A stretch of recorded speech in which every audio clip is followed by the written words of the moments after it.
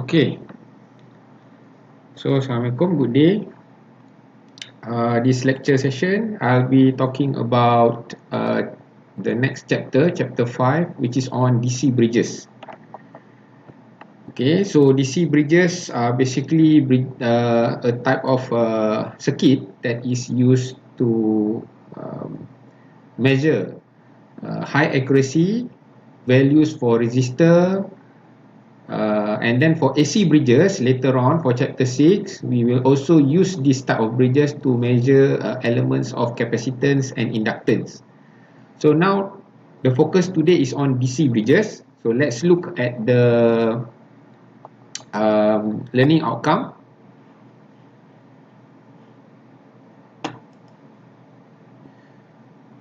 So after completing this chapter, the student should be able to firstly identify and sketch the Wheatstone bridge and Kelvin bridge. So this topic we are going to cover these two types of bridges. And then explain how these two bridges operate. Explain the steps involved in balancing the bridge. And then derive the expressions for unknown parameters. Okay, so let's move straight ahead to Wheatstone bridge. This is one of the most common type of bridge that we find in instrumentation circuits, and it is used to measure resistance. So as for now, this type of configuration is still the most sensitive and accurate method to precisely measure resistance values. Okay, so this is the circuit, the schematic. And this is the example of an actual portable DC bridge, which is inside this box here, is inside this this type of bridge here. So we have this following configuration. All right. So Wheatstone bridge relies on the concept of balance between the values of resistors and the balance across the galvanometer. So that means under balance condition, there should be no current flowing through the galvanometer here. Right? Okay. So if there is current flowing in the galvanometer, then by right it is not balanced. And then let's show through the derivation how this balance or how this Wheatstone bridge is used, and how it can determine the value of resistance once we already identify the characteristic of the circuit.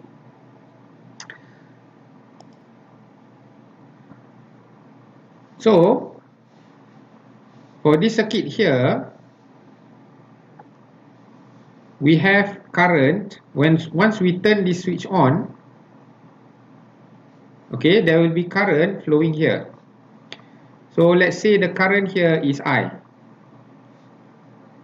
So once it reaches point A, the current will be divided into two, I1 and I2. For this bridge to be balanced, then I1 multiplied by R1 must be equal to I2 multiplied by R2. Okay. So in other words, if I were to write it down, so VAC must be equal to VAD if the circuit is balanced. So VAC, according to Ohm's law, V equals to IR. So for VAC between point A and C is equal to I1 R1 must be equal to I2 R2. Okay. Now, for this bridge to be balanced, for balance condition,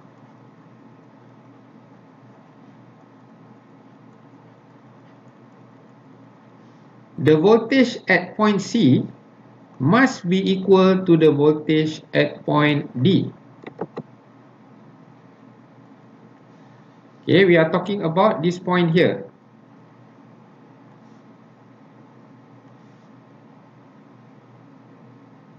Okay. If let's say if voltage at C is larger than voltage at D, then there will be a potential difference across this point and current will flow in this direction. Okay. On the other hand, if we have VD larger than VC, then we will have the opposite direction. The voltage here will be higher than the voltage here, so current will be flowing in that direction. So either way, whichever the value is higher, then the galvanometer, the pointer will be at the center. So based on the current, the galvanometer will deflect either to the left or to the right. So as long as the galvanometer deflects, it shows that the circuit is unbalanced. Now, in order for the circuit to be balanced, VC must be equal to VD. So there must be no current flowing here. Here, I must be 0. So in order for that to be true, I1 must be equal to I3. The total current that is flowing here must be the same as the total current flowing here. Right? So we have I1 equals to I3. And we also have I2 equals to I4.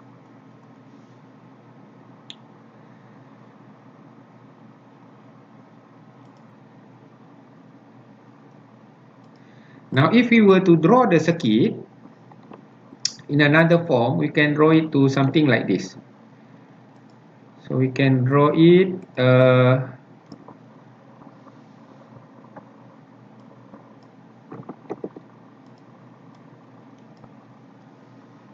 so we have the source here.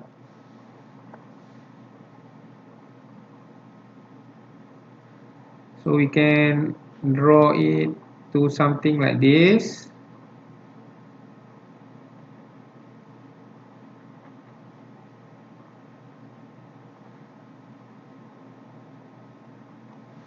So this is R1, this is R2, this is our galvanometer.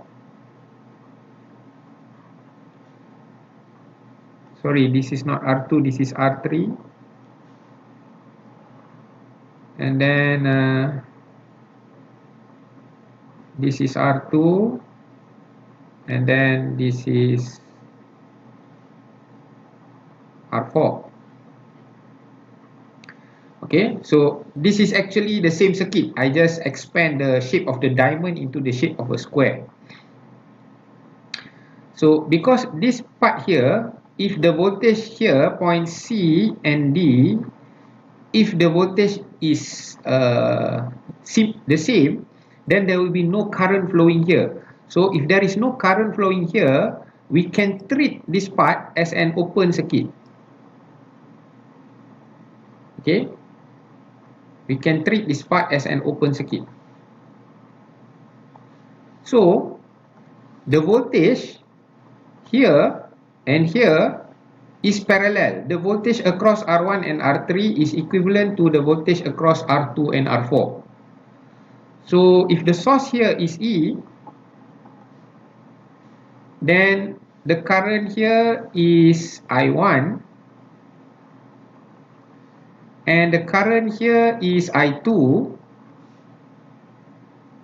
So I1 and I3 must be the same current.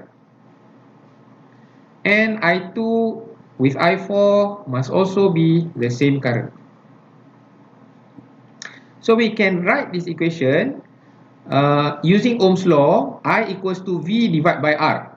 So the voltage is equal to, the current is voltage divided by resistance. So the voltage is E divide by the total resistance R1 plus R3. And for this side, we also get I2 equals to I4, which is equal to E divided by R2 plus R4. Okay, so for balance condition, this rule must apply.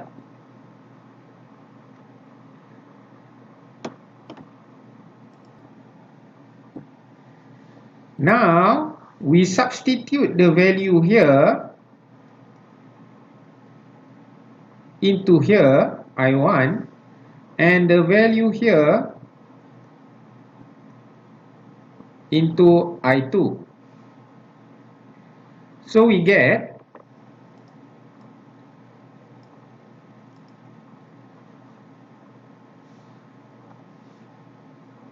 E R1 plus R3 multiplied by R1 is equivalent to E R2 plus R4 multiplied by R2. Right, so we expand the equation.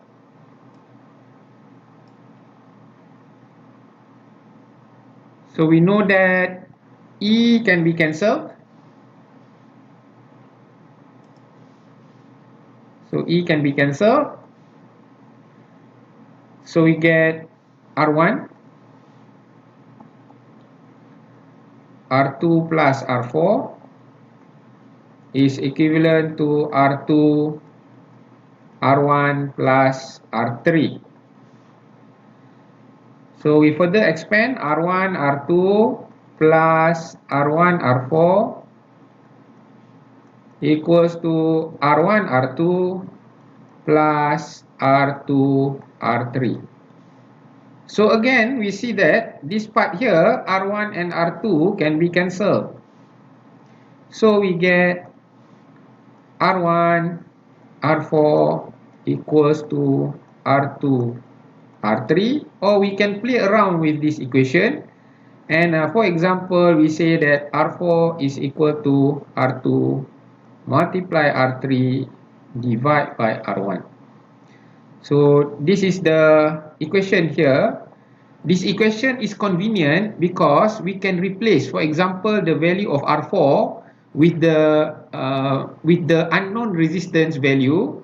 And by having these three values, R2, R3, and R1, if we can make the circuit balance, then we can determine R4 accurately. Okay, now, so for practical application, as shown in the slide, if you have this resistor or this bridge here, usually what we are going to have is the unknown resistor we put at the R4 arm here between point B and D. And R3, we set it as a variable resistor. So we can apply this equation here like the one shown below. Basically, we replace R4 with Rx, and then R2 and R1 is fixed, but R3, we adjust the value until the galvanometer does not move anymore. So when R3 is adjusted until the value of the galvanometer does not move, then we take the value of the R3, put into this equation, and we can determine the value of Rx. So that's the basic idea behind Wheatstone bridge. Now when we talk about the galvanometer, we also need to talk about the sensitivity. In our previous chapter, we studied about the current full scale across the galvanometer and also the meter resistance. So we can also calculate, when we studied AC meter, the sensitivity of the meter itself.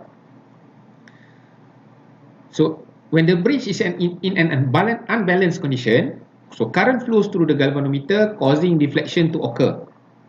So the sensitivity is defined as the deflection per unit current. That means how far it deflects per unit current.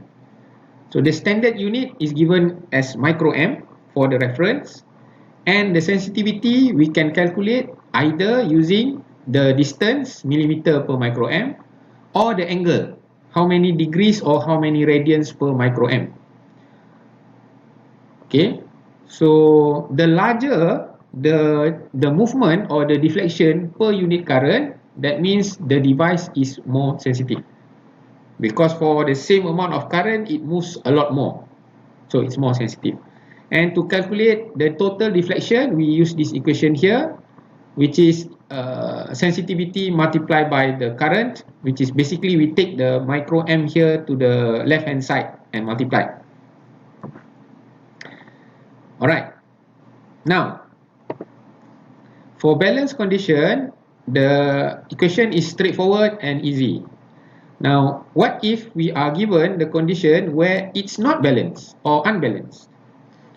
So how do we solve the problem? So to determine the amount of deflection or the amount of current flowing in the galvanometer if the circuit is unbalanced, then we need to apply what is called as Thevenin's theorem. So Thevenin's theorem is an electric circuit shortcut where we can convert any circuit, any electrical circuit, into an equivalent circuit which only has one source and one resistance. Okay, so basically what we want to do now is we take out the galvanometer, we remove the galvanometer, and then we replace it with the terminals here, A and B, and we want to convert all this, the voltage into Thevenin voltage and all the resistor into one Thevenin resistor across the point AB. Okay, so this is a very convenient way for us to evaluate different values when we put in between this terminal A and B. So we straight away get the answer regardless of what the value of R1, R2, R3 and R4 is. As long as we get the Thevenin value and the Thevenin voltage, then whatever value we put here, we can calculate correctly. Okay, so now for the unbalanced part, we need to calculate these two items. So let's see how it is done. So first is to calculate the Thevenin equivalent voltage. So the Thevenin equivalent voltage, E Thevenin, so EA is equals to this value, EB is equals to this value, and then we minus them. So I think this part better I show you how we derive at the whiteboard. Okay, so we have the unbalanced Wheatstone bridge circuit here, and also redraw in this shape. So we can label this point here, this is our reference point. Okay, so we can label here as EA, which is from here, the voltage to here.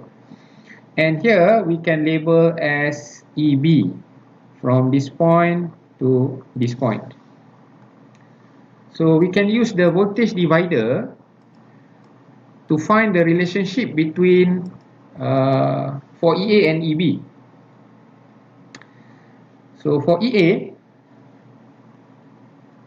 it is equivalent to R3 divided by R1 plus R3 multiplied by E. And for EB, we have the same. So R4 divided by R2 plus R4 multiplied by E. So here is E Thevenin. E across the two terminal. So E Thevenin is equal to EA minus EB. So we just rewrite it back. So E R3, okay, maybe I put multiplication, times R3 divided by R1 plus R3 plus, minus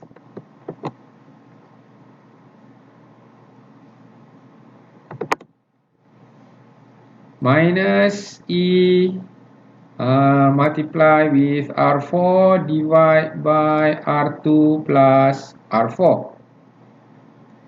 Okay, and we can factor it. We can take E out. So we get R3, R1 plus R3 minus R4, R2 plus R4.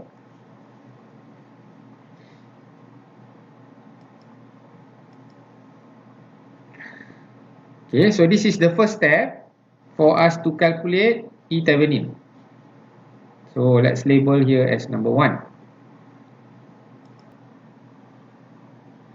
Now for step 2, if you refer to the lecture note, so we want to calculate the Thevenin equivalent resistance, RTH.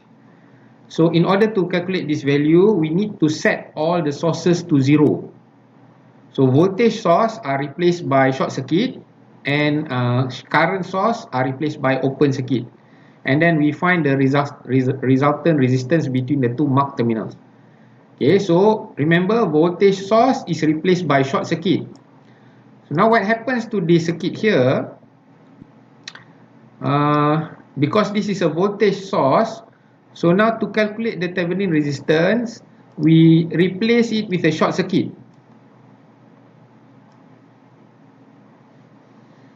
Okay, I just put a different color just for clarity. Okay, just to know that there is a source here that we are now shorting. So between the two terminals, how do we see the resistance? So if you look at, for example, terminal A, okay, terminal A, if we start from terminal A, the direction of the resistance is going to be like this. It's going to go here, up to here, and then there are two branches, to the left and to the right. But because to the left there is no resistance at all, to the right we have resistance. So all of the flow is going to be here. Oh, I think this color is not so good. I'll just use the normal color. So it's going to be here.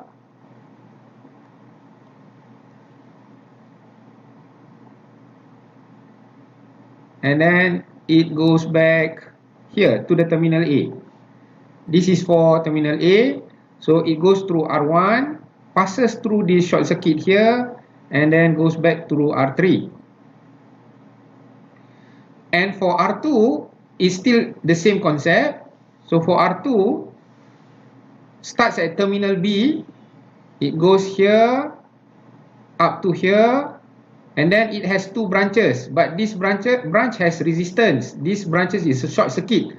So all must be referred to this branch here, and it follows back to terminal B. So if we redraw the circuit in terms of the resistance, we are going to have, okay, if I say this is A, so it's going to start here, then it's going to go for R1,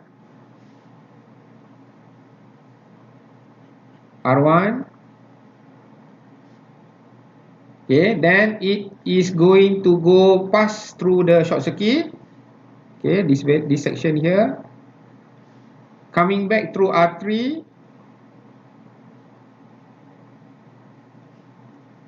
and going back to terminal A. For terminal B, so the direction is, we start, let's say here, we go to R2, so it goes up, R2,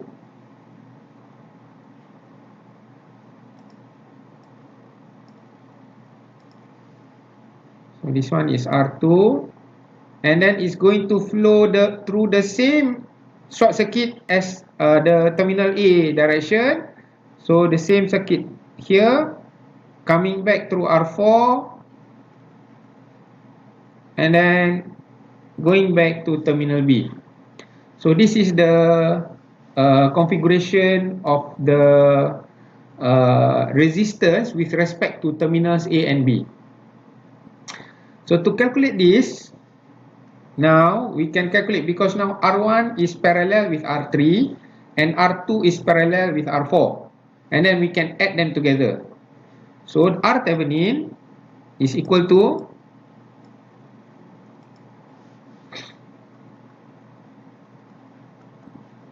R1 parallel with R3 plus R2 parallel with R4.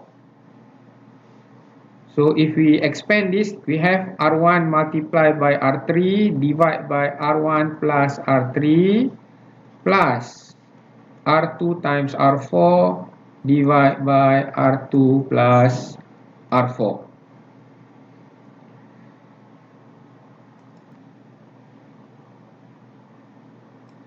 So the final step is now, once we already calculated the Thevenin voltage and the Thevenin resistance, so we get this circuit here. Now we can calculate the current across the galvanometer by knowing, if we know the resistance of the galvanometer, once we put the galvanometer between terminals A and B, we can calculate the current using this equation here. Okay, so let's look at the example. So we have here an unbalanced Wheatstone bridge. So determine the current through the galvanometer. So the voltage source is 6 volts. Right, and then we have the resistance of the galvanometer is 300 ohms, and then we have the following unbalanced resistance. We can see it's unbalanced because the value is different. Okay, let's look at how it is solved. So first step, we calculate the Thevenin voltage. So Thevenin voltage is the voltage at point A, terminal A, minus voltage at terminal B. Okay, so we apply the equation that I just showed you, and we replace the values accordingly. So we get the Thevenin voltage is equal to 0.132 volts. And the second step, we calculate the Thevenin resistance. Again, we just replace the value according to how we derived just now, and we get the Thevenin resistance is equal to 2.778 kilo ohms. So now we can construct a Thevenin circuit. So the equivalent Thevenin voltage is this one, and the equivalent Thevenin resistance is this one. And this is terminal A and B. So we replace the terminal A and B with a galvanometer. We know that the resistance of the galvanometer is 300 ohms. So now we can solve the current across the galvanometer to be 42.88 microamps. So this is the amount of current that is flowing in the galvanometer. Okay, now we move on to the next concept, which is the slightly unbalanced Wheatstone bridge. Now this concept is when we have 3 of the arm, the resistor is the same, and the 4th arm, the resistance only has a difference of 5% or less. So we can simplify our Thevenin circuit without introducing much error to your calculation. So let's see the derivation just now. Okay, now we have this equal, all the value is equal to R, and this one is R plus a small difference, delta R, and delta R is 5% or less than the value of R. So originally we have this equation, and for EA we get, I think this one is EB, and this one is EA. Okay, I got it swapped. This is wrong. Should be this one is EB, and this one is EA.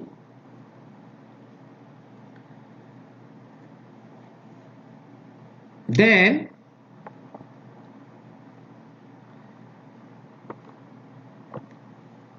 we minus them.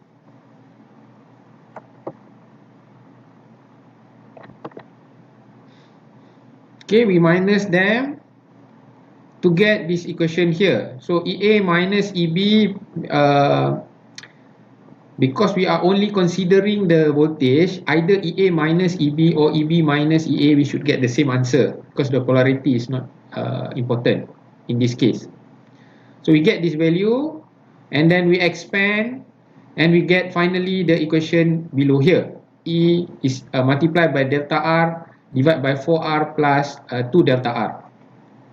Now, if delta R is less or equal to 5%, this value here, then the denominator, the one below here, can be neglected without introducing appreciable error.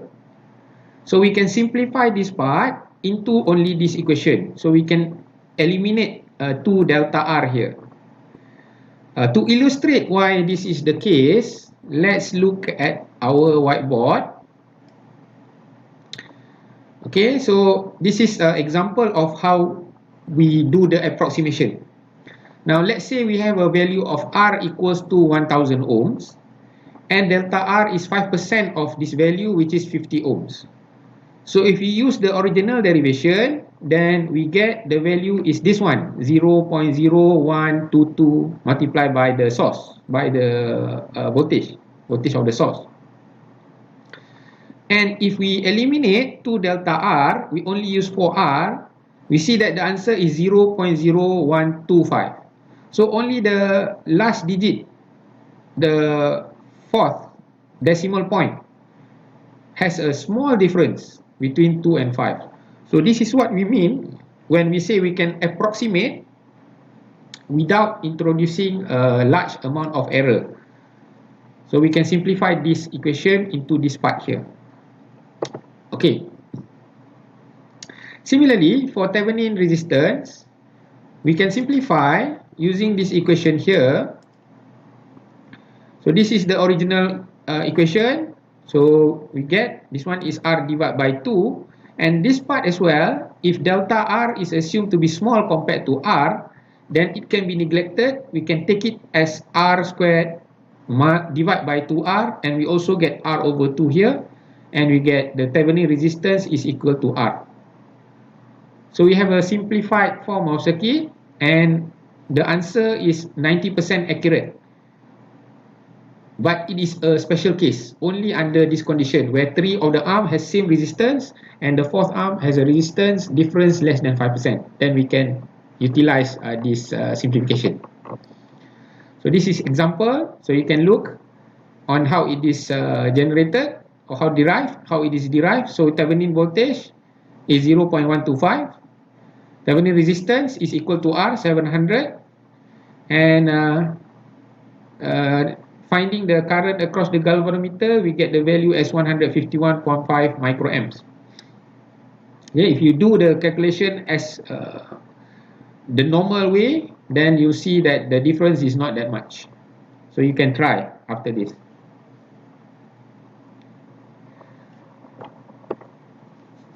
Okay, so Wheatstone bridge application, these are example of the application that utilizes this bridge. So it can be used to measure DC resistance when we don't know the actual value. For example, we want to measure resistance of wire for motor windings, wire in a transformer, wire in a length of solenoid, or relay coils. So we can connect the two ends of the wire to the bridge, and then we can determine the value of the resistance with high amount of accuracy. Okay, another application is to locate faults in communication cables by determining the difference between the value of the resistance. Okay, so number 3 is the use in sensing element to detect small amount of displacement, such as in strain gauges. So strain gauge, it detects a small amount of movement, either a deflection, either compression or elongation. Okay, usually in the range of micro or millimeter. So we can use this sensitive type of bridge to detect those changes, and we will see strain gauges again when we cover the chapter on sensor and transducer. Okay, just for example here, we have 3 types of bridge strain gauge circuit. So on the left hand side is a full bridge, this one is a half bridge, and this one is a quarter bridge. So we'll take a look on this later when we go for the chapter on sensor and transducer. And these are the limitation for Wheatstone bridge. Okay, so for Wheatstone bridge, if we want to measure very low amount of resistance, then the leads and contacts also is going to have an effect on the circuit. So if you want to conduct the measurement for low resistance, we need to use a modification of Wheatstone bridge. We call it as Kelvin's double bridge or Kelvin's bridge, which is our next topic. Another limitation is that for high resistance measurement, the resistance becomes so large that the galvanometer is insensitive to imbalance. If the difference between the two terminals across the galvanometer is very large, then the galvanometer may not be able to accurately represent the amount of changes or amount of difference. So in this context, the galvanometer needs to be replaced with another equipment or another component. We call it as VTVM or vacuum tube voltmeter. Okay, but this is just for knowledge. We do not study it, and this is beyond the scope of our subject. Alright, so under this condition, instead of using a battery, we are going to use a power supply, and instead of using a galvanometer, we are going to use this VTVM. For very large resistance in the range of mega ohms, we cannot use Wheatstone bridge. And then finally, the third limitation is that when current flows through a conductor, it produces heat. And heat can change the resistance value. So if very large amount of current is flowing for an extended period of time, so it may change the value of the resistance permanently and is going to affect your reading of the resistance. So these are the limitations of Wheatstone bridge. Okay, so now let's move on to our next bridge, which is Kelvin's bridge. Okay, for Kelvin bridge, like I said just now, it's a modified version of Wheatstone bridge, where the purpose is to eliminate the effect of constant and lead resistance. So Kelvin bridge is a very good way of measuring a very low amount of resistance. So the typical range that it can measure is between 10 microohms up to 1 ohm, and the accuracy is around 0.05% to 0.2%, this is very impressive, very low. Okay, so this is the configuration. As you can see, the modification is done here where we can change the position of the lead from the galvanometer between points A, B, and C. And the resistance between these is labeled as RY. Okay, there are some changes in the label of the resistance here, but just follow this one. So when the galvanometer is connected to point A, right? So now the total resistance Ry is added into Rx. When you connect it here, so the total resistance for this arm is Rx plus Ry. Okay, Rx plus Ry when we connect it here. When on the other hand, when we connect it to point C, now we have Rx is lower than the actual value, because now Ry is connected to R3. And when we put the connection point to point B, then we can see that we can generate a ratio, where the ratio of the resistance RCB divided by RAB is going to be equal to the ratio of this arm here, R1, divided by this ratio, this arm here, R2. So this is the useful equation that allows us to measure very low amount of resistance. Okay, so let's see how this the next equations are derived based on this relationship, based on this ratio. Okay, so first from this equation here, we take RB to the right hand side. So we have RCB equals to R1 divided by R2 multiplied by RAB.